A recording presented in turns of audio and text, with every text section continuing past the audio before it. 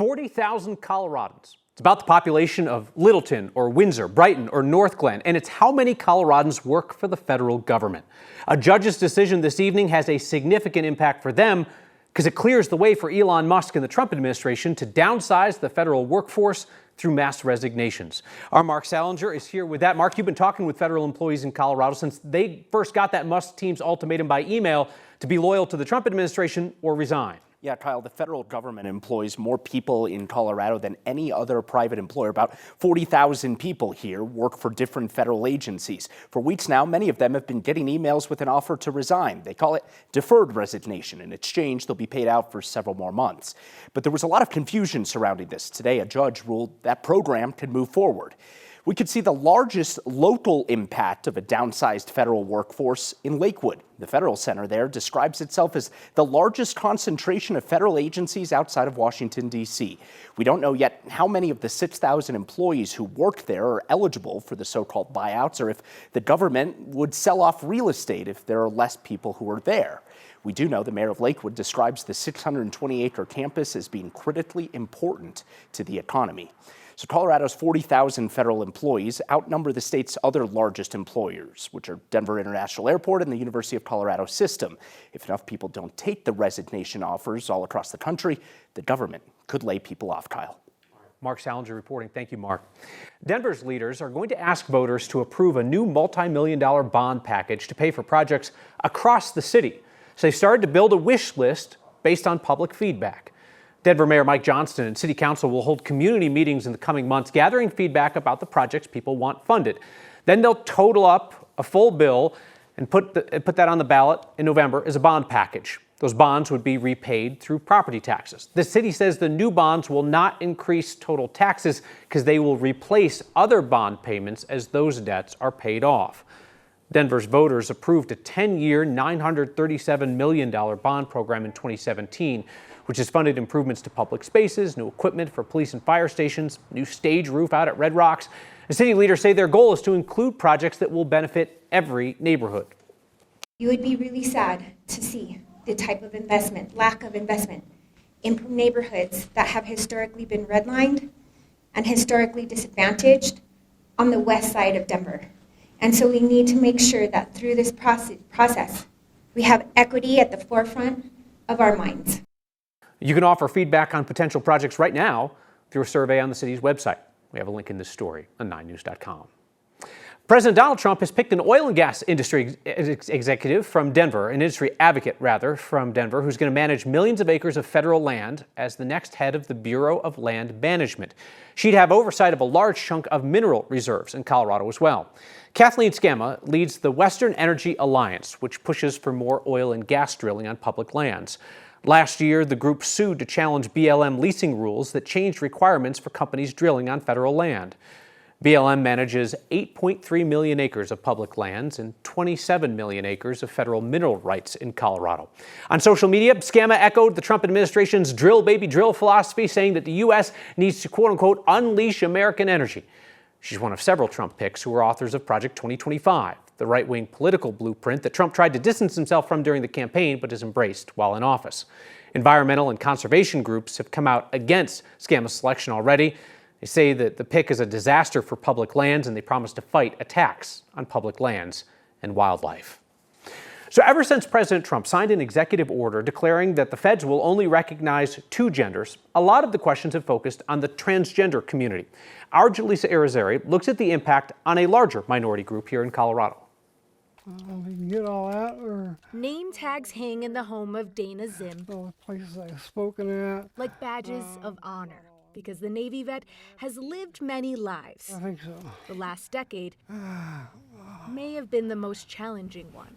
All right, let's see what it says. Put my extra eyeballs on. Dana's passport is more than paper. Yep. It was the first one the U.S. ever issued with an X gender marker, because Dana is intersex. Intersex is somebody who is born sexually different, or their physical characteristics are different than male or female. I sued the federal government for an X marker on my passport. Did the X marker instead of an I for intersex to be more inclusive of non-binary people, because we want to try to get them rights as well.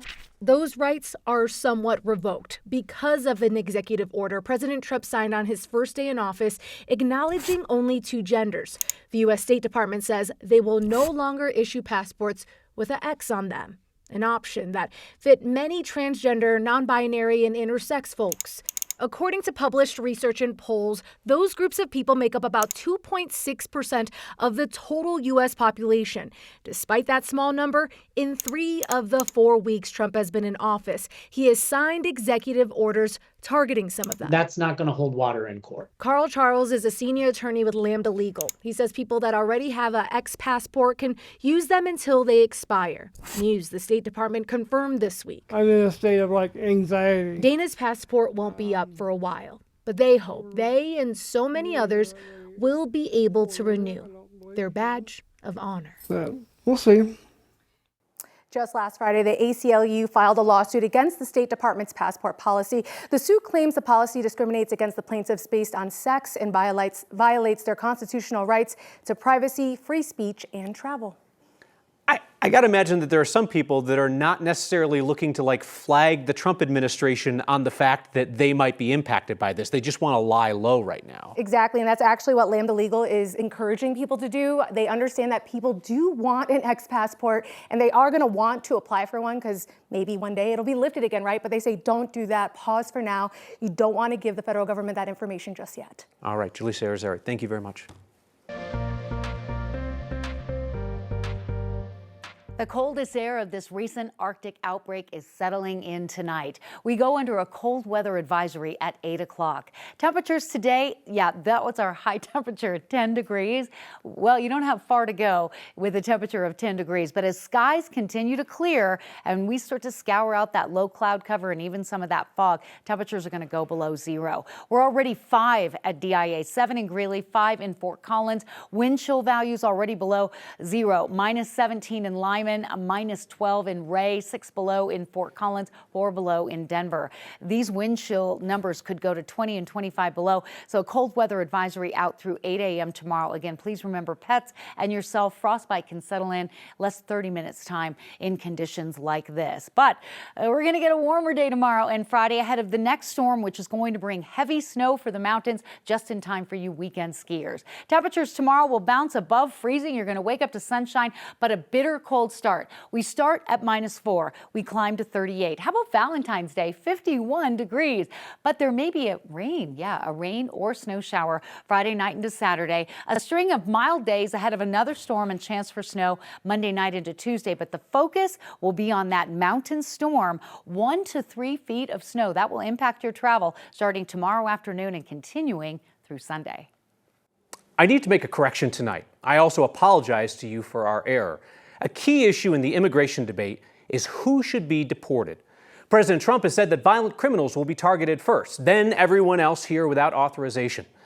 ICE has not yet offered a breakdown of its Colorado rates between targeted violent criminals and collateral detentions for civil immigration violations. So we here have been looking into individual cases based on court documents, video evidence, and witnesses.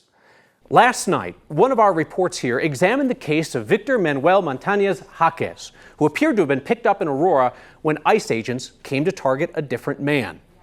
We failed to discover, and therefore failed to tell you, that he has a driving under the influence conviction from last month. ICE still is not saying if he was their target or if he was a collateral detention, but his criminal history is pertinent as you evaluate the government's actions. It should have been included in our report. I'm sorry that it wasn't. I want to explain how we made that error. So we looked up his criminal history using his name as it's spelled in the ICE detention system. And based on that, we told you that the records we'd reviewed showed no criminal history in Colorado and no deportation orders. Today, ICE told us about the drunk driving conviction.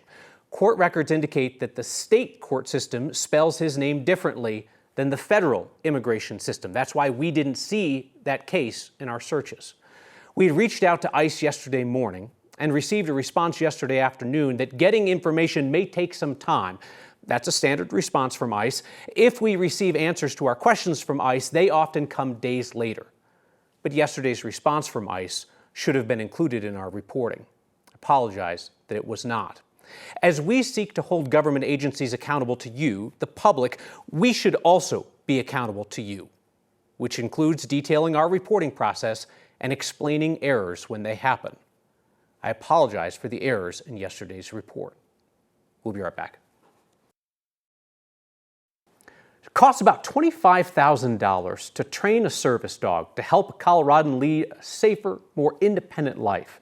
There's a nonprofit that spends years training those dogs, then gives them to people for free. This week's Word of Thanks microgiving campaign supports Canine Partners of the Rockies.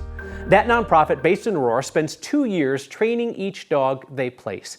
As the dogs grow up in training, they visit schools and hospitals, veterans groups, counseling centers. It's therapy for the people, it's socialization and training for the dogs, and it also helps Canine Partners of the Rockies determine which dogs will be right for which placements. Many of these dogs will go to individuals with mobility disabilities. Other dogs will end up working with a variety of people at a facility, like a school or a hospital. They only place dogs here in Colorado because they want to be there for the decade or so this dog will be working alongside their human to follow up if there are any concerns or issues, to provide guidance and additional training. Service dogs change lives, right? Without question. This is our chance to help get more service dogs to more Coloradans. Scan that QR code on your screen or text the word THANKS to 303-871-1491 to get the link to donate. Your $14 million in microgiving proves the power of small donations. You know I will never ask you to give to a cause if I don't give myself, so as always, I'll match the first 50 donations at $5 to get us rolling. 4,000 of you have signed up to simplify your giving by making a monthly donation to the Word of Thanks Fund. That's meant we've started your recent microgiving campaigns with more than $30,000 in donations each week. That makes a huge impact in our community. You can use that same QR code or text to get there. There was a whole lot of clickety-clacking on keyboards and phones this morning as people scrambled to get tickets to Beyoncé's new tour, even though it's not coming to Colorado. There's a reason why. It's Black History. There should almost be a month for that. Oh wait, it's now. Our Janelle Finch is here to explain why Beyoncé's Cowboy Carter and the Rodeo Chitlin circuit is not coming through Colorado. Yeah, there's talk that Black musicians don't mess with Denver. We saw it when Drake canceled his shows last year, and now this year, Beyoncé won't be hitting the Mile High on her next tour. It's not that Denver is getting slighted. Historians say the city just doesn't have a certain place in history. Beyoncé's Cowboy Carter and the Rodeo Chitlin Circuit Tour includes stops in Chicago, Houston, New York, and Atlanta. Historians say these cities are also cities on the very real Chitlin Circuit. The circuit was a string of venues around the U.S. that welcomed Black entertainers. They provided a safe place to perform during the segregation era. A local artist with ties to Shreveport, Louisiana, says she grew up hearing about the Chitlin Circuit and understood early on its importance. Black people have learned in our country is how to literally manifest and curate things out of thin air to meet the need. And that's kind of what I believe the Chitlin Circuit speaks to. And I remember them talking about like Ray Charles and James Brown and people coming through these places. The historic Five Points neighborhood has a similar safe meeting place for people who were en route to California. So Denver does have a history in welcoming Black artists too, outside of the larger known Chitlin Circuit. I mean, it's no surprise, right, that the intentionality in her art is so layered into everything that she does and what she wears and who she performs with and everything else. It makes sense that the tour would be just that intentional. Absolutely. So to huge fans, myself included, this is no surprise that there are, again, layers to the name of the tour, why she's going to the places she's going to, and you got to respect her for it because, again, it's Black history. You can't change that. You get tickets? I don't want to talk about this on camera. No, let's talk about it on camera. Wait, hold on. Okay, no, so the attempt was made. The attempt was made, yeah. But I was number 77 thousand in line. Yeah. So no, I didn't get tickets to this tour, but okay. I'm gonna keep an eye out for our next tour. It's always resale. Probably not. That's tough. If you got a couple thousand. Yeah, all right. Yeah, just casual. Finch, thank you. This collection is really a reflection of the city's identity, and these artworks are part of that. Let's keep talking about Black history, because it's Colorado history, and there's a unique new way to experience it in Denver. Hey, a reminder, you can catch Next streaming each night, 6 p.m. on 9 News Plus. And Next is also a podcast. Get us wherever you find podcasts. Art covers walls across Denver, from parks to libraries to the DMV. This Black History Month, people at Denver Arts and Venues are offering a way to stop and appreciate the work of some Black artists who have made our city a better place to live. Public art is part of Denver's identity. The Black History Month Public Art Self-Guided Tour is a way to interact with artworks in our collection by Black artists, as well as artworks that reference African American history and experience. There are approximately 30 artworks that residents and visitors can experience. You just go to our website, denverpublicart.org, and there's a tour tabs at the top of the page. One of the most iconic artworks in the city is called I Have a Dream, the Martin Luther King Jr. monument in City Park. It's by artist Ed Dwight. It's just so incredibly designed. It encompasses so many different aspects of African American history. One of my favorite pieces is at the Elbert Wedgeworth Municipal Building. It's a mural on the exterior by artist Frank Garza, and it's really about the diversity of the Five Points neighborhood and celebrating youth and the future generations and their promise. Well, right here at the Blair Caldwell African American Research Library, there are 3 installations. One of them is Spirit of Togetherness by artist Yvonne Mindy. And it references historic figures of the civil rights movement as well as historic figures in Denver's history. I think it's really important that folks understand the diversity of the collection, the diversity of Denver itself. This collection is really a reflection of the city's identity, and these artworks are part of that. That Black History Month Public Art Tour will stay on the website all throughout the year, so you can check it out well after February is over. We're back with your feedback next. Canine Partners of the Rockies spends years training service dogs to work alongside Coloradans with disabilities and then gives them the dogs for free. This nonprofit only places dogs in Colorado, so they're able to follow up if the dogs or humans need follow-up help. Our support is going to help Canine Partners of the Rockies train more dogs in order to help more Coloradans lead safer, more independent lives. They're based in Aurora, and their focus is folks in our state who need help. Scan the QR code on your screen or text the word THANKS to 303-871-1491. Get that link to join me and a bunch of other Coloradans in donating to support Canine Partners of the Rockies. Your feedback tonight on our correction and apology for the error in yesterday's report regarding immigration policy. Paul on Twitter writes, Kyle Clark and company are shameless liars. Ernie also writes on X, 9 News, particularly Kyle Clark, is the most dishonest fake news organization in Colorado. Louis writes in on social media to say 9 News is the worst. It is a sham of an organization. And Marissa said, it is not about the truth, it is about your agenda. We appreciate your feedback. Please keep it coming. You can reach us at next@9news.com or text next at 303-871-1491. We'll see you next time.